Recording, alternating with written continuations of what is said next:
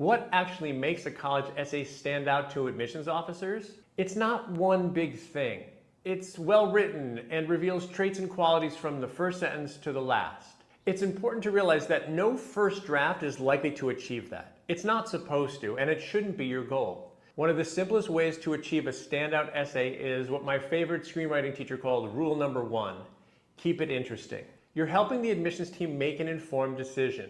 Share only things that help them want to say yes. Imagine yourself on the other side of the desk. You're the AO. What would you want to read to break up the monotony of well-written but say nothing 650-word essays you've read all morning? One way to stand out, write essays that are clear and concise. Less is often greater than more. What topics should you avoid in your college essay? Mental health challenges, learning disabilities, and any stories in which you are not the protagonist. Those topics are high risk, low reward. Now, I'm not judging you. Your essays are meant to give admissions officers reasons to say yes. No matter how interesting your mission trip, your sports injury, your parents' immigration and sacrifice, or your grandmother teaching you to cook stories are, these topics have also been done to death. In fact, some AOs refer to them as kill me now essays. Hey, how you doing? Like and subscribe, my friends.